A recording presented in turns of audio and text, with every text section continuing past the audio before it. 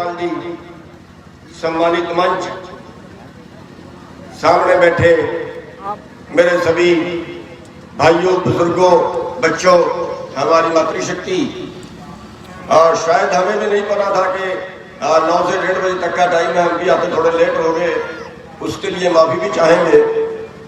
कई वक्ता बोलने से है कि उसके लिए भी हम अपनी तरफ से भी माफी चाहेंगे। साथियों, थोड़ा चुप रह जाइए। साथियों, आज भाईचारा सम्मेलन है। हम गरीब क्यों हैं, हम क्यों तरक्की नहीं करते, इसके पीछे हमारा एक ही कारण है हिंदुस्तान में, कि हम जातिवाद के नाम पे और धर्मवाद के नाम पे बढ़ते हैं। और जो उच्च कोटि के लोग हैं उनका ना जाति है और ना धर्म है। हमें धर्म के नाम पे लड़वाया। कितने बीजेपी के नेता हिंदू हैं और उनकी लड़कियां मुसलमान हो गए हैं, उनमें तो धर्मवाद नहीं पैदा हुआ। ये हमारे लिए ही है। आप देश का आंकड़ा देखिए, हमारी लड़ाई क्या है। हमारी लड़ाई हिंदू, मुसलमान, सिख, ईसाई नहीं है। हमारी लड़ाई क्या है? हमारी लड़ाई ये है, आज के साल का इस साल का आंकड़ा निकालिए। इस साल में 97% लोगों की आमदन कम हुई है और मात्र 3% लोगों की आमदन बढ़ी है।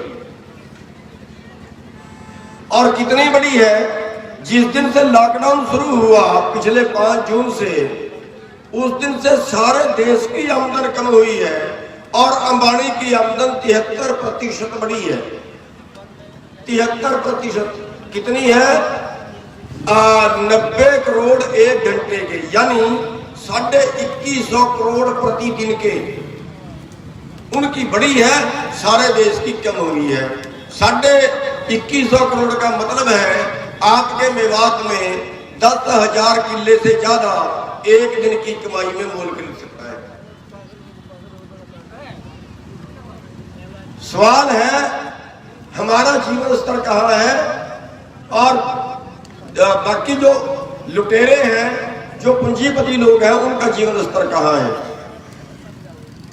आज इसी देश के अंदर कितनी आबादी ऐसी है जिसकी आमदन 30 रुपए प्रति व्यक्ति प्रतिदिन से कम है।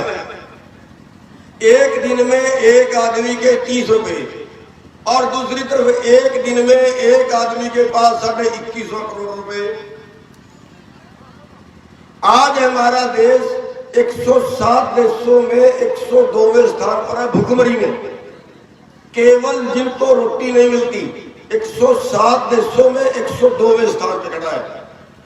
2014 का आंकड़ा बता रहा है कि आज हमारे देश में 45% बच्चे कुपोषण का शिकार हैं, जिनको हम पूरा खाना नहीं दे पाए, पूरी खुराक नहीं दे पाए। ये मैं आपकी अर्थव्यवस्था की बात कर रहा हूं। हिंदू मुसलमान बाद में बढ़ रहे हैं। पेट सबका एक जैसा है। क्यों? क्योंकि आपकी मजदूरी और आपकी फसल, 2 चीज आपके पास है और दोनों चीज लुट रही है। आपकी फसल की तुलना अगर हम पिछले 50 सालों से कर लें तो आंकड़ा निकलता है कि जहां 1970 में 2.5 क्विंटल गेहूं का एक तोड़ा सोना था, आज 25 क्विंटल का एक तोड़ा सोना है। अगर हम मजदूरी की बात कर लें, हरियाणा की न्यूनतम मजदूरी 9,500 के करीब है और हमारे बच्चे जो शहर में नौकरी करने जा रहे हैं 6,000 मिलते हैं। तो साथियों, सवाल है कि हमारी जो अर्थव्यवस्था है, हमारे देश का में जो पूंजीवाद आ गया है, चंद लोग हैं जो देश के ऊपर राज कर रहे हैं। हम मार कहां खा गए? जब वोट का टाइम आया, हिंदू ने हिंदू को दी, मुसलमान ने मुसलमान को दी। लेकिन हम भूल गए कि इस नीति से हमारा नुकसान क्या हुआ। आज देश में पूंजीवाद का राज हुआ, वोट का राज नहीं है। हरियाणा में पीछे अविश्वास प्रस्ताव आया, हम कई लोगों के पास गए कि आप अविश्वास के प्रस्ताव के पक्ष में वोट दीजिए। उन्होंने कहा हम नहीं दे सकते। हमने कहा हमने आपको बनाया, जनता ने आपको बनाया, जनता के पक्ष में वोट दीजिए। उन्होंने कहा हमें जनता ने नहीं बनाया, हमें बनाया है बीजेपी ने। बीजेपी ने हमें टिकट दिया तो आपने हमें वोट दिए। अगर बीजेपी हमें टिकट ना देती तो आप हमें वोट ना देते। जेजेपी वालों ने कहा जेजेपी ने हमें टिकट दिया तो आपने वोट दिए। सवाल इस चीज का है कि हमारा जड़ समुद्र सारा कुछ गलत हो गया। हमारा इलेक्शन सिस्टम जो हमारे संविधान में पार्टी का नहीं है, लेकिन इन्होंने पार्टियों का कर दिया गया क्योंकि हम बोले नहीं, हम उसके बर्दाश्त कर लिया।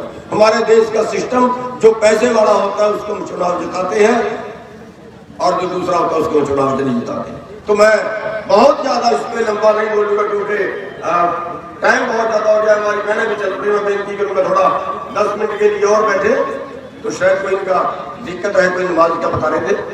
तो साथियों, हमारे कहने का मतलब यह है कि आज का जो आंदोलन है ये देश में बदलाव का आंदोलन है और इसमें अगर आप पीछे रह गए, अगर इसमें हमारे मुसलमान भाइयों की, अगर इसमें हमारे हिंदू भाइयों की, अगर इसमें हमारे सिख ईसाई भाइयों की अगर कोई हिस्सेदारी ना पड़ी तो ये धर्म युद्ध है, पाप लगेगा।